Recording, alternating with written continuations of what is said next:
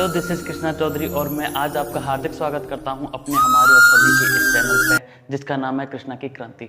जैसा मैं पहले कल पढ़ाया था आपको, क्लास 10th क्लास का फिजिक्स का पहला चैप्टर करा दिया था और आज हमारी क्लास में क्लास 12th का होगा, फिजिक्स से होगा और एक क्लास हमारी मैथ की होगी। तो मैं टाइम ख़राब ना करते हुए फिजिक्स का सबसे पहला चैप्टर स्टार्ट कराना चाहूँगा जिसका नाम है कूलाम का नियम। कूलाम का नियम विद्युत क्षेत्र तथा विद्युत द्विध्रुव। इसके केवल और केवल आज की क्लास में हम 2 टॉपिक पढ़ेंगे और 2 टॉपिक ऐसे पढ़ेंगे, उन्हें कोशिश करना दिमाग से निकालने की। कुछ यादें ऐसी होती हैं जिन्हें हम बहुत कोशिश करें हम भूल जाएं, कैसे भी भुला दो लेकिन नहीं भूल पाते हो। ठीक इसी तरह उनको भूल सकते हो, सारी दुनिया भूल जाओगे, लेकिन ये टॉपिक तुम भूल के दिखाना मेरी जिम्मेदारी है। 2 टॉपिक मैं स्टार्ट करूंगा। पहला होगा मेरा कूलाम का नियम। जरा इधर ध्यान दीजिएगा। पहला पढ़ूंगा मैं कूलाम का नियम। कूलाम का नियम मेरा साथ देना है। एक पेन और एक कॉपी दोनों साथ लेके बैठोगे तो शायद तुम्हारा भला हो जाए और मेरा भी कुछ, क्योंकि मेरी कोचिंग के बच्चे कुछ अच्छा कर सकें, इससे मेरा भी फायदा है। कॉपी उठाओ भाई, लेके हो बैठे ऐसे ही मोबाइल, कॉपी उठाओ। अभी भी नहीं उठे, जल्दी से कॉपी उठाओ, एक पेन उठाओ और यहाँ से लिखना स्टार्ट कर दो। कूलाम का नियम होता क्या है, बहुत आसानी से जानेंगे कूलाम के नियम के बारे में। बहुत ही आसान टॉपिक है। एक टॉपिक कूलाम का नियम रहेगा आज का और दूसरा टॉपिक रहेगा एक समान विद्युत क्षेत्र में द्विध्रुव के कारण बलियुग्म का आघूर्ण। टाउ निकालने का एक डेरिवेशन करेंगे और बहुत आसानी से प्यार से समझेंगे, बहुत आसानी से समझ आ सकता है। देखिए, और दोनों 100% चांस रहते हैं किसी न किसी डिस्ट्रिक्ट में तो आएगा ही आएगा। हाथरस, आगरा, अलीगढ़, मथुरा, कहीं ना कहीं जरूर पूछा जाएगा, लेकिन हमें याद रखना है भाई निकाले कैसे जाते हैं। कूलाम का नियम क्या होता है, आराम से समझिएगा। इसके लिए एक कल हम चिल्ला चिल्ला के बोल रहे थे आवेश का मात्रक कूलाम होता है, आवेश का मात्रक कूलाम होता है, तो आ गया हमारा आवेश का मात्रक कूलाम। कूलाम जी ने एक नियम दे दिया। क्या नियम दिया, मैं इस फॉर्मूले के मकसद से समझाऊंगा। ये फॉर्मूला है F इजकल टू के Q1 Q2 upon r square, के Q1 Q2 upon r square. यहाँ से के की वैल्यू रखी जाती है इसमें 1/4 pi epsilon not Q1 Q2 upon r square. हमारे कूलाम जी ने एक नियम दिया था, उस नियम ने एक फॉर्मूला बना। वो फॉर्मूला क्या निकल के आया, 1/4 pi epsilon not Q1 Q2 upon r square. देखिएगा कैसे करके बना। कूलाम जी ने कहा 2 पॉइंट हैं ए और बी, ए यहाँ पे पॉइंट है, बी उससे थोड़े दूर पॉइंट है। यहाँ इसे नाम दे दिया, कि यहाँ पे -q चार्ज है, इसे दे दिया यहाँ पे प्लस का q चार्ज है। इन दोनों के बीच की डिस्टेंस की बात की जाए तो उसने r मान ली। यहाँ पे केवल 3 चीज़ मानी थी, -q, +q और इन दोनों के बीच में डिस्टेंस। कूलाम जी बोले कि इन दोनों के बीच में ये दूरी पर रखे हुए हैं, एक पर नेगेटिव चार्ज है दूसरे पर पॉजिटिव चार्ज है, तो ये क्या करेंगे, एक दूसरे को अट्रैक्ट करेंगे तो एक फोर्स लगेगा। उस फोर्स की वैल्यू कितनी होगी, दोनों के मल्टीपल के डायरेक्टली प्रोपोर्शनल होगा, Q1 Q2 upon Q1 Q2। Distance की बात करेंगे तो इसके इन्वर्सली प्रोपोर्शनल होगा। इन दोनों को मिला देंगे तो ऐसे करके लिख सकता हूँ मैं, नहीं लिख सकता, Q1 Q2 upon r square होगा ये। F इजकल टू क्या हो जाएगा भाई, यहाँ पे कांस्टेंट आएगा, इसकी वैल्यू क्या होगी, K Q1 Q2 upon r square होगी और इसकी वैल्यू क्या होती है, F equal to 1/4 pi epsilon not Q1 Q2 upon r square. ये हमारा ये फॉर्मूला ऐसे करके बन के आ गया। एक बार साथ में बोलना है, F equal to 1/4 pi epsilon not Q1 Q2 upon r square. शायद क्लियर होगा, फॉर्मूला याद हुआ होगा आपको। देखिएगा, अब यहाँ से परिभाषा बनानी है। भाई परिभाषा कैसे कहेंगे, कूलाम का नियम है तो इस नियम के अनुसार ये 2 बिंदु आवेश हैं, ये क्या हैं, ये -q, ये +q, ये दोनों बिंदु आवेश हैं। तो यहाँ पे मैं नियम लिखता हूँ इसी को देखते हुए, इस नियम के अनुसार 2 बिंदु आवेशों के बीच लगने वाला, 2 बिंदु आवेशों के बीच लगने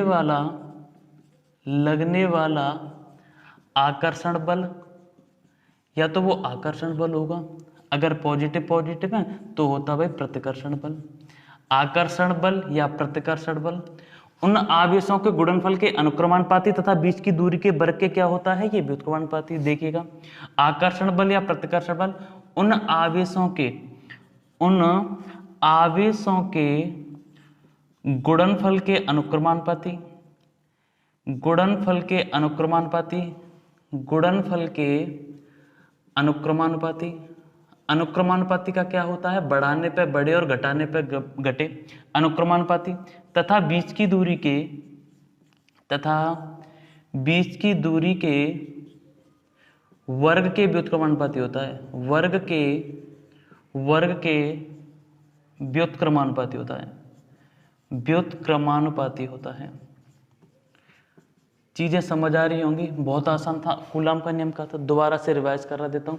कूलाम जी ने क्या बोला, यहाँ पे एक बिंदु आवेश, यहाँ पे ए है पॉइंट, ये दूसरा बी पॉइंट है, इसको माइनस क्यू दिया गया, इसको प्लस क्यू दिया गया, इन दोनों के बीच में एक डिस्टेंस है। उन्होंने बोला कि आवेशों के गुणनफल के अनुक्रमानुपाती तथा बीच की डिस्टेंस देखिए उसके स्क्वायर के व्युत्क्रमानुपाती होता है। यही कूलाम का नियम था। क्वेश्चन कैसे बनते हैं, या तो डायरेक्टली पूछ लिया जाएगा कूलाम का नियम कैसे कहते हैं, ऐसे पूछ लेगा। तो इस नियम के अनुसार दो बिंदु आवेशों के बीच लगने वाला आकर्षण बल या फिर प्रतिकर्षण बल कैसा भी हो सकता है, उनके गुणनफल के अनुक्रमानुपाती होता है तथा बीच की दूरी के वर्ग के क्या होता है, व्युत्क्रमानुपाती। व्युत्क्रमानुपाती का मतलब समझे, अगर डिस्टेंस को बढ़ाया जाएगा तो ये क्या होगा, फोर्स कम होगा। अनुक्रमानुपाती का अगर आवेश बढ़ाएंगे तो फोर्स भी क्या होगा, बढ़ेगा। अनुक्रमानुपाती डायरेक्टली प्रोपोर्शनल का मतलब बढ़ाने पर बढ़े और वो बढ़ाने पर घटे। चीजें समझ आ रही होंगी। यहां से मेरा कूलाम का नियम ऐसे करके लिख देना है। अब यहां से क्वेश्चन कुछ कैसे करके आएंगे, डस्टर कौन ले गया भाई मेरा, हाँ भाई ये पता नहीं कहाँ लिखते हैं, देखिएगा आगे मैं, अच्छा लिख सकते हो इसे, ठीक है। आगे मैं क्या करता हूँ, इस फॉर्मूले से कई तरह के क्वेश्चन बनेंगे, बताता हूँ किस टाइप के क्वेश्चन आते हैं इसमें। मैंने फॉर्मूले के बारे में पढ़ा, F = 1/4πε0 Q1 Q2 upon r², यही तो पढ़ा है मैंने। अच्छा वो बात करेगा भाई F किसे कहते हैं, F कहेंगे उसे विद्युत बल को कहेंगे, ठीक है। दोनों के बीच में कितना बल लगाया जा रहा है। 1/4πε क्या होता है, एक ये कांस्टेंट होता है जिसकी वैल्यू होती है 9 × 10⁹ इसकी यूनिट की बात करेंगे, अभी यूनिट निकालना सिखा देंगे। Fr² Q1 Q2 से निकल आएगा। Q1 और Q2 की बात करेंगे, Q1 और Q2 हमारे क्या हैं, दो बिंदु आवेश हैं। कल ही पढ़ा था Q किससे डिनोट किया जाता है, आवेश होता है हमारा। R क्या है, बीच की दूरी। R क्या होती है हमारी, बीच की दूरी। सबके बारे में जान लिया हमने। अब यहाँ से पूछता है ये K की यूनिट क्या होगी, तो यहाँ पे ऐसे करके K Q1 Q2 upon r² ऐसे बोल सकता हूँ। अगर K निकालना है तो K को मैं क्या बोलूँगा, Fr² अपॉन Q1 × Q2 कहूँगा। यहाँ तक कोई दिक्कत नहीं होनी चाहिए किसी को भी, ठीक है नहीं। आगे चलता हूँ मैं, देखिएगा F क्या होता है, न्यूटन होता है। दूरी क्या होती है, मीटर² होता है। और ये क्या होता है, कूलाम × कूलाम, ही हो जाएगा c²। ये इसकी क्या बनेगी मेरे दोस्त, यूनिट बन जाएगी। ये क्या बनेगी, इसकी K की यूनिट बनेगी। यहाँ से एक चीज़ और निकल के आती है, ε0 क्या होती है, ε0 यहाँ पर किसका काम करेगी, वैद्युतशीलता का काम करेगी। ε0 किसका काम करेगी, वैद्युतशीलता का क्या करेगी, इसके बारे में पढ़ेंगे।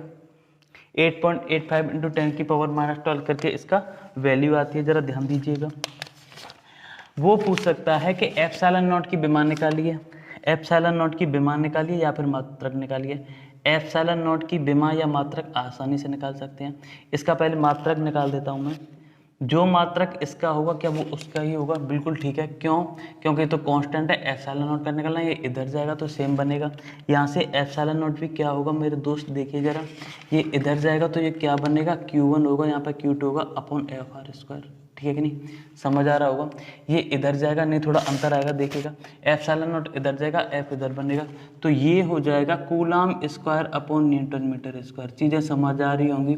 इसका रेसिप्रोकल कर दिया जाए तो ये ε0 का होगा, अगर ये सीधा सीधा लिखा हुआ तो क्या होगा, K का होगा। इस तरह से हमने कूलाम के नियम को पढ़ लिया अच्छे से, सारी चीज़ें पढ़ रखी हैं कूलाम के नियम के बारे में। इससे कोई भी क्वेश्चन आएगा तो आसानी से कर सकते हो, मुझे भरोसा होने लगा है तुम पे। आगे देखिएगा, कूलाम का नियम पढ़ लिया, ये क्लियर है आपका।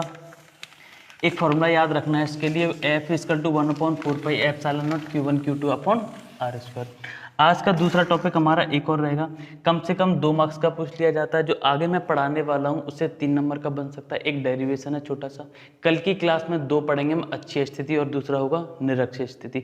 100% चांस रहते हैं आने के उन डेरिवेशन से कोई एक। जरा ध्यान दीजिएगा, जरा ध्यान दीजिएगा कैसे बनेगा। एक समान वैद्युत क्षेत्र में, एक समान वैद्युत क्षेत्र में विद्युत द्विध्रुव के कारण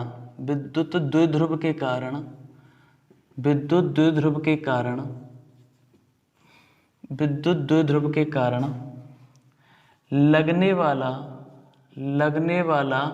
बल आघूर्ण, ठीक है कि नहीं, आराम से निकाल सकते हैं। इसको टाउ से डिनोट करेंगे, ठीक है। यहाँ पी ऐसे करके विद्युत द्विध्रुव आघूर्ण भी पूछ सकता है। विद्युत द्विध्रुव किसे कहते हैं ऐसे करके पूछ सकता है। तो एक बार डेरिवेशन कराने से पहले हल्का हल्का बता देता हूँ।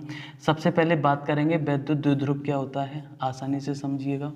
देखिए नाम में ढूंढा करो, नाम में बहुत कुछ रखा है, नाम में ये समझ लिए सब कुछ रखा है। विद्युत द्विध्रुव नाम से पता चल रहा है द्विहों ध्रुव, मतलब कि यहाँ पे 2 ध्रुवों, जैसे ए पॉइंट है ये भी बी पॉइंट है, समान आवेश परंतु विपरीत प्रकृति के एक अल्प दूरी पर रखे हों, जिसको डी भी दे सकता है या फिर कोई कोई किताब में ऐसे करके 12 भी मान लेता है। डेफिनेशन की बात करेंगे तो बहुत आसानी से बना सकते हैं।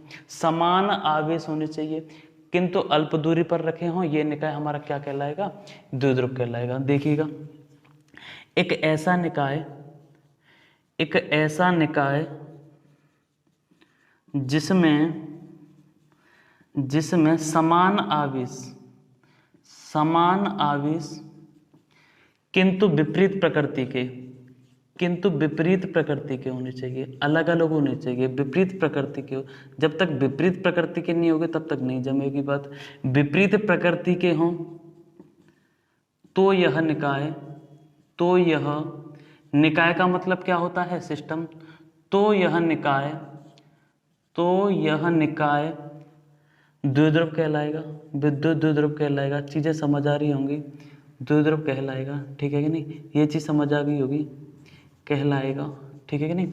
तो द्विध्रुव समझ आ गया होगा कि भाई एक ऐसा निकाय जिसमें समान आवेश हो, अल्प दूरी पर रखे हो, तो क्या कहलाएगा, द्विध्रुव कहलाएगा।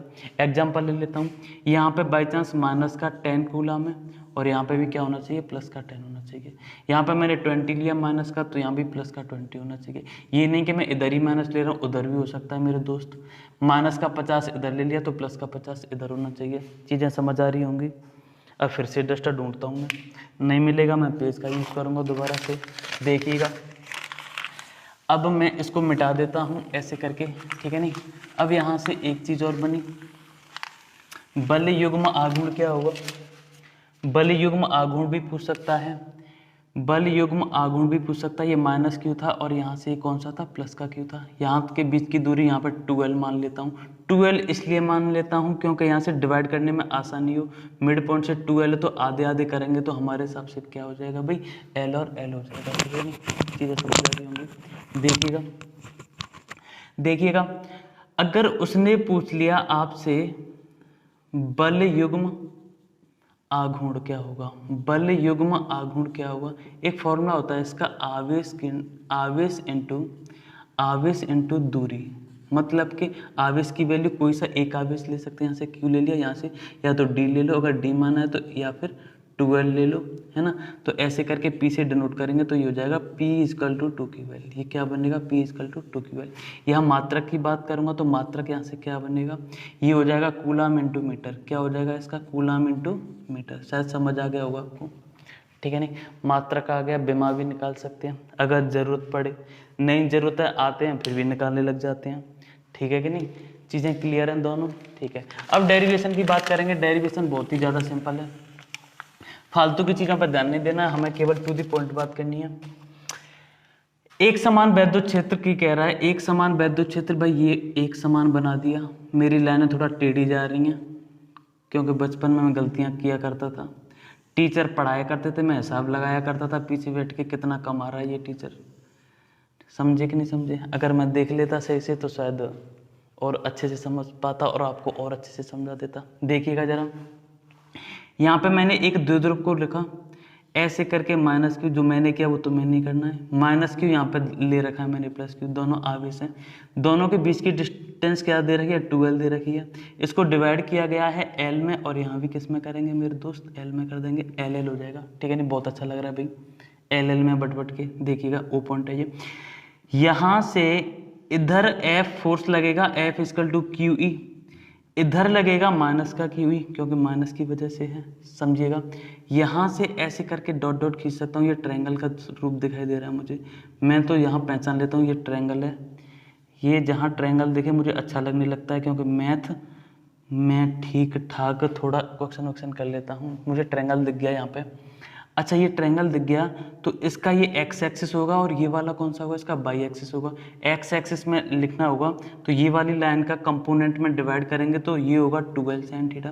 क्या होगा 12 साइन थीटा। इसकी बात करेंगे तो ये हो जाएगा 12, ये हो जाएगा, एक सेकंड, ये 12 साइन थीटा नहीं, ये होगा 12 कॉस थीटा, और ये वाला हो जाएगा परपेंडिकुलर होता है हमेशा साइन थीटा। ठीक है नहीं, याद रखना है परपेंडिकुलर क्या होता है 12 साइन थीटा, और एक्स एक्सिस के साथ क्या बनता है 12 कॉस थीटा।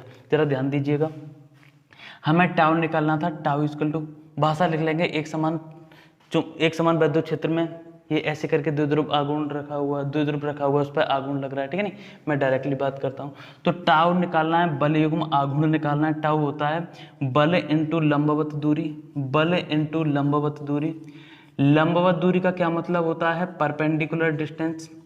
तो यहाँ पे एफ इंटू लंबवत दूरी क्या दे रखी है 2l है, तो यहाँ लिख दूंगा 2l into sine theta. F equal to क्या होता है q E, F equal to क्या होता है क्यू ई, तो ये हो जाएगा 12 साइन थीटा।